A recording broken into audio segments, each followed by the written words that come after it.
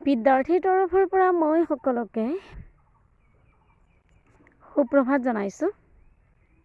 আজি মই এটা নতুন কথা, নতুন বিষয় এটা ভিডিঅ'ৰ বাবে লৈ আহিছোঁ।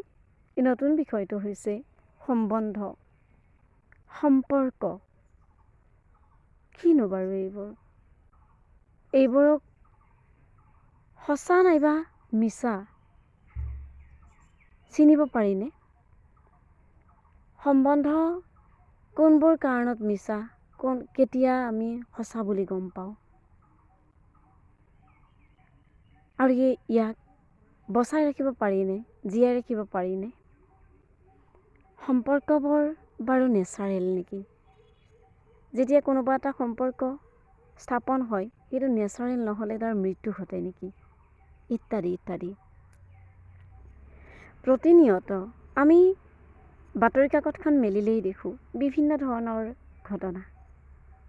এই ঘটনাবোৰৰ প্ৰতিদিনৰ অন্ততঃ এটা নহয় এটা হেডলাইন থাকে যে কাৰোবাৰ লগত কাৰোবাৰ বিচ্ছেদ, কাৰোবাৰ লগত কাৰোবাৰ এই বিচ্ছেদে কেতিয়াবা সম্বন্ধটোৰ মৃত্যুৰ খবৰটো লৈ আহে।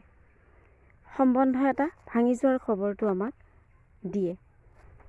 প্ৰতিদিনেই এই এটা নহয় এটা খবৰ আমি সামাজিক মাধ্যমত পাওঁ।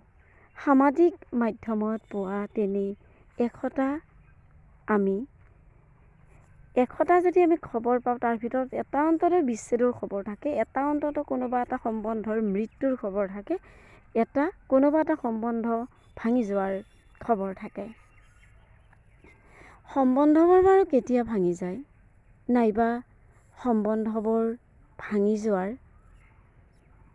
কাৰণবোৰ সম্বন্ধ স্থাপন কৰোঁতাৰ মাজতে থাকে নেকি?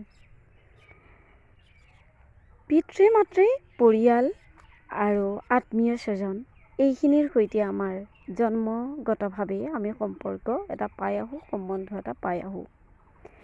এই আত্মীয়খিনিৰ বাহিৰেও আমি জীৱনত প্ৰতিটো খোজ দিওঁতে বিভিন্ন সময়ত সম্বন্ধ সম্পৰ্কৰ মাজত সোমাই পৰোঁ। বন্ধু, এটা খুব ভাল লগা কথা। বন্ধুত্বৰ তেনে সম্বন্ধ, বন্ধুত্বৰ তেনে সম্পৰ্ক আমাৰ বহু সময়ত জীৱনত স্থাপন হয়। গতিকে এই সম্পৰ্কবোৰেই বাৰু অকল সেই ধৰণৰ বন্ধুত্বৰ সম্পৰ্ক বুলিয়ে নহয়, তেনেকুৱা ধৰণৰ জীৱনৰ প্ৰতিটো খোজত আগবাঢ়ি যাওঁতে আমি এটা ডাঙৰ সম্বন্ধৰ মুখামুখি হওঁ যে মানুহ সামাজিক প্ৰাণী, আৰু তাৰ বাহিৰে মানুহে কি কৰে যে সৃষ্টিৰ বাবে কিছুমান অতীতৰ পৰা কিছুমান কাম কৰি আহে, যেনে বিবাহ তেনে এটা সম্পৰ্ক, তেনে এটা সম্বন্ধ। গতিকে বিবাহৰ মাধ্যমেৰেও মানুহ কি হয়, সম্পৰ্কিত হয়, সম্বন্ধিত হয়। গতিকে যেতিয়া আমি জীৱনৰ এটা বিশেষ সময়ত উপনীত হওঁ, তেতিয়াই আমি বিবাহক এটা নাম দিওঁ, বা বিবাহৰ দৰে সম্পৰ্ক এটাৰ মাজেৰে আমি কি হওঁ, যে জীৱনটো আগবঢ়াই নিয়াৰ, সৃষ্টিৰ পাতনি মেলাৰ এটা হাবিয়াস কৰোঁ।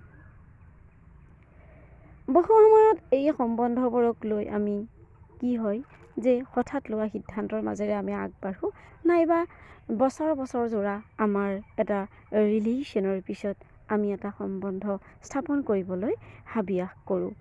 কিন্তু বহু সময়ত এই ধৰণৰ সম্পৰ্কবোৰ মিছা, আৰু বহু সময়ত এই ধৰণৰ সম্পৰ্কবোৰ সঁচা বুলি প্ৰমাণিত হয়। আৰু কেতিয়াবা আমি মিছা সম্বন্ধ এটাক সঁচা বুলি কি কৰোঁ, জাহিৰ কৰিবলৈ গৈ থাকোঁ। এই ক্ষেত্ৰত কেনেকুৱা হয়, তেওঁ মোক ভাল পায় বা তাই মোক ভাল পায়, খাটাং, এনেধৰণৰ আমি কিছুমান কথাও ভাবিব বাধ্য হওঁ। সম্বন্ধ নাইবা সম্পৰ্ক এটা আমি কেনেকৈ ধৰি গৈ থাকিম, আৰু সেই সম্পৰ্কটো নাইবা সম্বন্ধটোৱে আমাক কোনবোৰ ঠাইত জীৱনত কেতবোৰ সম্বন্ধ ভাঙি যোৱাৰ ইংগিত দিব, সেইবোৰ কথা আমি অকণমান সাৱধান হ'লেই দেখোঁ। বহু সময়ত আমি মিছা কিছুমান কথা কোৱা মানুহ জীৱনত লগ পাওঁ। মোৰ এগৰাকী বান্ধৱীৰ কথা মই এইখিনিতে উল্লেখ কৰিব খুজিছোঁ। এই সম্পৰ্কটোৰ কথা মই তেওঁলোকৰ গম পাইছিলোঁ যে তাই বিবাহৰ কাৰণে সাজু হৈছে, আৰু বিবাহৰ কাৰণে সাজু হোৱা ল'ৰাজনে তাইৰ লগত যি ধৰণৰ বৈবাহিক জীৱনৰ কথা বতৰা পাতিছে, যে ল'ৰাজনে তাইক বিয়া পাতিবই আৰু তাইও ধৰি লৈছে যে সি এজন ভাল ল'ৰা, পঢ়া শুনাত ভাল, চোকা, বৃত্তিৰ, গতিকে সকলো ফালৰ পৰাই তাইও সাজু হৈছে যে সিহঁতৰ বিয়াখন হ'বগৈ। এই কথাবোৰ তাই মোক খুব ভালকৈয়ে কৈছিল আৰু কথাবোৰ মই বুজিছিলোঁ, কথাবোৰ মই শুনিছিলোঁ আৰু মই লগো পাইছিলোঁ সিহঁতক। কাৰোবাৰ ভাল লাগি বিয়া হোৱাটো, ভাল পাই এটা সম্বন্ধ স্থাপন হোৱাটো মই অন্তঃকৰণে কামনা কৰোঁ আৰু মই ভালো পাইছিলোঁ এই কথাটো শুনি। তাৰ বহু বছৰ পিছত মই তাইক লগ নোপোৱা হ'লোঁ আৰু হঠাতে এদিনাখন যেতিয়া লগ পাইছিলোঁ তাই মোক কৈছিল তাহাঁতৰ সম্পৰ্কটো নিতিষ্ঠিলগৈ। এই কথাটোকে মই আজি এইকাৰণে ক'বলৈ গৈছোঁ, প্ৰায়ে আমি ফেচবুক হওক, সামাজিক মাধ্যমেই হওক, নাইবা বাতৰি কাকত হওক, টিভি হওক, বহু সময়ত আমি সম্পৰ্কবোৰ নাইকিয়া হৈ যোৱা, ধূলিচ্ছাত হৈ যোৱা দেখিবলৈ পাওঁ আৰু কেতিয়াবা একোটা ঘটনাই আমাক ইমানেই মন মগজু জোকাৰি যায় যে সামাজিক প্ৰাণী হিচাপে, সমাজত বসবাস কৰি থকা প্ৰাণী হিচাপে সেই কথাতে আমাকো চুই নোযোৱা নহয়। গতিকে তাই যেতিয়া, মোৰ বান্ধৱীজনীয়ে যেতিয়া সি কৈছিল যে তাহাঁতৰ সম্পৰ্কটো নিতিষ্ঠিল, তেতিয়া তাই মোক কেইবাটাও কথা কৈছিল যে সিহঁতে এখন চহৰত একেলগে এখন কলেজত কাম কৰিছিল আৰু এই কলেজত কাম কৰাৰ পিছত ল'ৰাজনৰ বেলেগত চাকৰি হৈছিল। সেই সূত্ৰে সি ঘৰলৈ গুচি গৈছিল আৰু ঘৰত যোৱাৰ পিছত সিহঁতৰ আগৰ দৰে ফোনত কথা বতৰা পতাৰ নাইবা অন্য ধৰণৰ কথাবোৰ পতাৰ তেনেধৰণৰ সময় নিমিলিছিল। আৰু এই সময় নিমিলাটোক কেতিয়াবা তাই অনুভৱ কৰে যে সময় নিমিলাৰ কাৰণে ইমান বাৰু কথা বতৰা নহয়গৈনে, আৰু এসময়ত যেতিয়া সময় তাইও মিলাবলৈ চেষ্টা কৰা হ'ল, সম্পৰ্কটো ধৰি ৰখাৰ স্বাৰ্থতেই হওক, তেতিয়া মানলৈ এটা ডাঙৰ ঘটনা ঘটিলে যে তাৰ সঁচাকৈ সময় নাই, মানে যথেষ্ট নোহোৱা সময় নায়েই আৰু এইখিনি সময়তে তাই গম পালে যে সময় দিব পাৰিলে সময় দিব পৰা যায়, কিন্তু সময় দিব নোখোজাজনে নিশ্চয় সময় তাইক দিব খোজা নাই।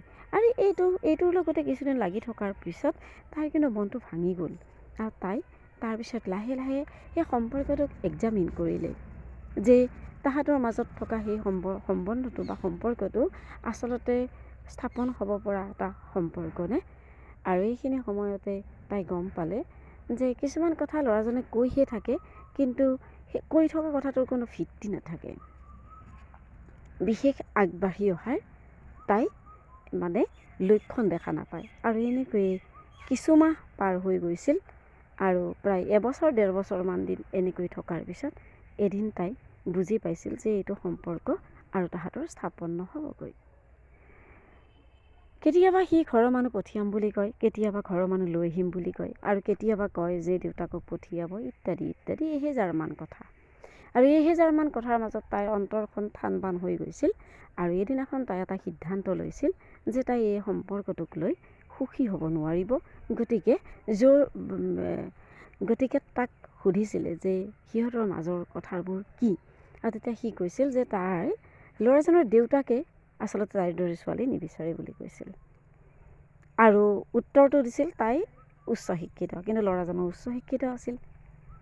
ইমান হাঁহি উঠা কথাটো লৈ তাই বৰ অসন্তুষ্ট হৈছিল, কষ্ট পাইছিল, আৰু তাই কৈছিল যে এই সম্পৰ্কটো তাইৰ কাৰণে এটা জটিল সম্পৰ্ক, আৰু সেইকাৰণে তাই কৈছিল য'ত যেনেকৈ তুমি আছা তেনেকৈ তুমি সুখী হোৱা, আৰু মই তোমাক কোনোদিন নিবিচাৰোঁ। তাৰপিছত লাহে লাহে তাই সেই সম্পৰ্কটোৰ পৰা আঁতৰি আহিছিল।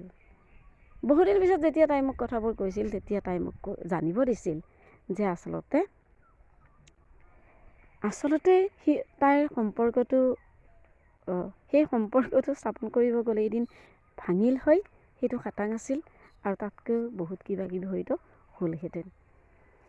গতিকে এই কথাবোৰ যেতিয়া মানে ক'বলৈ যোৱা হৈছিল, তেতিয়া তাই আৰু এষাৰ কথা কৈছিল যে ল'ৰাজনৰ বায়েকজনীয়ে কাৰোবালৈকে পলাই গৈ বিয়া হৈছিল, যাৰ কাৰণে সেই বায়েকগৰাকীৰ লগত দেউতাকে কোনো সম্পৰ্ক ৰখা নাছিল।